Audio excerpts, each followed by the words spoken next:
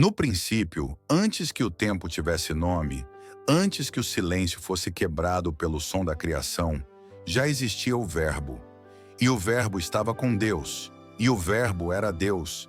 Jesus não começou em Belém.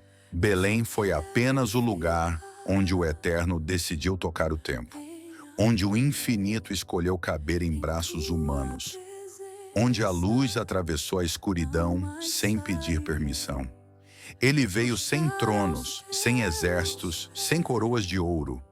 Veio envolto em simplicidade, porque o amor verdadeiro não precisa de aparência para ser poderoso.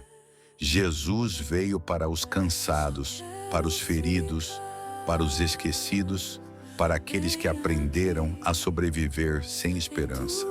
Desde os primeiros passos, sua presença transformava ambientes. Onde ele passava, o impossível começava a tremer. Cegos enxergavam não apenas com os olhos, mas com a alma. Surdos ouviam mais do que sons, ouviam propósito. Paralíticos se levantavam não só do chão, mas da culpa e da vergonha. Jesus tocava onde ninguém queria tocar. Abraçava quem ninguém queria ver. Chamava pelo nome aqueles que o mundo havia reduzido a rótulos. Enquanto muitos falavam de Deus como distância, Jesus revelou Deus como Pai. Um Pai que vê, que ouve, que se importa. Ele ensinou que o reino de Deus não começa depois da morte, mas nasce dentro de um coração rendido. Ensinou que amar o inimigo é liberdade, que perdoar é cura, que servir é grandeza. Mas quanto mais ele amava, mais era rejeitado. Quanto mais curava, mais era perseguido. Porque a luz incomoda quem escolheu viver na escuridão. E então veio a cruz.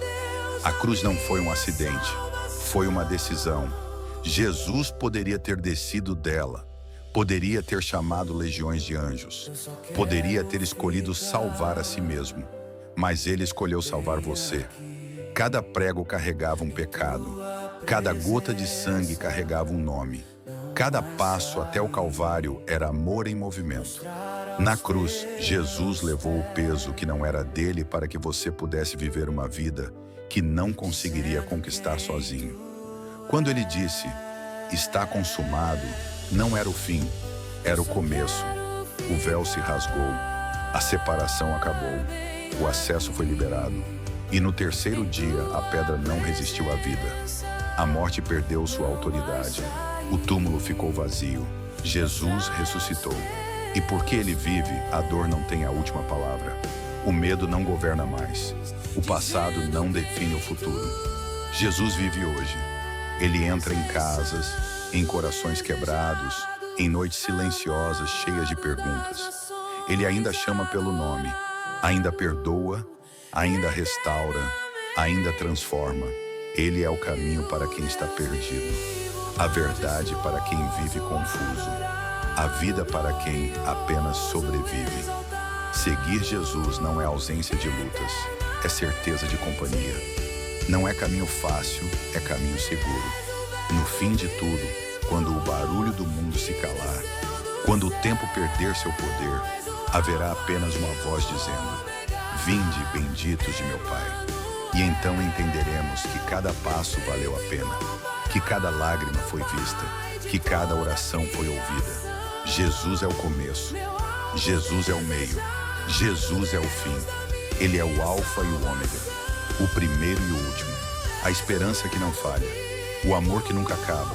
E tudo o que precisamos fazer é confiar, seguir e descansar nele. Eu sou o caminho, a verdade e a vida.